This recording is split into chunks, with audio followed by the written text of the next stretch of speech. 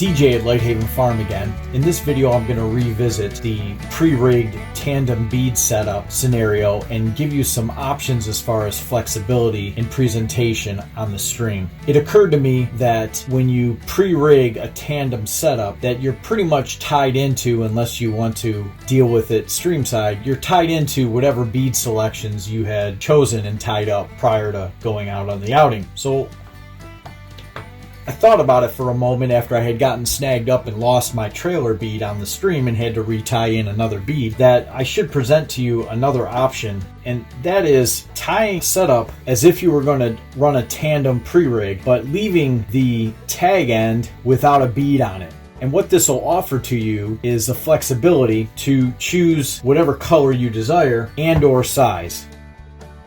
So in this box, I have a series of 12mm beads, soft beads, tied on 10-pound fluorocarbon. With this arrangement and having the tag end not tied to anything, it gives me the flexibility to tie in a smaller bead on lighter fluorocarbon, which in the event it was to get snagged up would likely break off and still leave the lead bead there for me to tie off onto.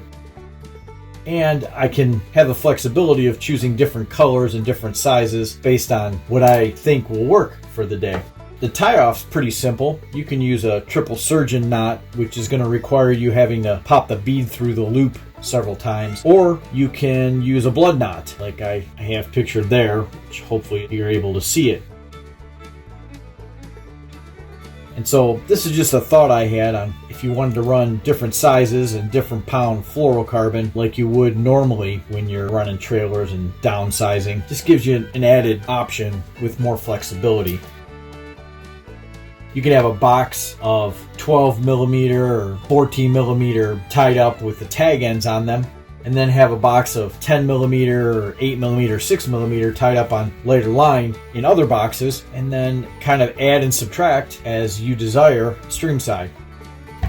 Hopefully that helps you. Hopefully you understand what I was going for by giving you that option and making this video. Another thing I wanted to point out in my previous videos, I talked about reversing the T-stops and the technique you can use by using a pull-through loop. Well, B&R has now offered both small and large T-stops in the reverse setup. And if you're not familiar with why you would want to reverse a reverse setup versus a standard setup for the T-stop on these holders, please revisit my other video, which I'll link to right here, and see how the reverse setup comes into play when you're tying in the trailer bead. That's all for now. Just a quick thought. Hopefully what I've described here in this video gives you some flexibility on the stream and allows you to hook more fish. Once again, if you got anything out of this video and if you want to keep seeing more videos like this, please hit the thumbs up button and like our video. Comment if you have any questions or if you have any comments that would enlighten the group, and also consider subscribing and sharing our video. We really appreciate your support. We look forward to doing more videos for you in the future. Once again, DJ at Lighthaven Farm, and we'll see you streamside.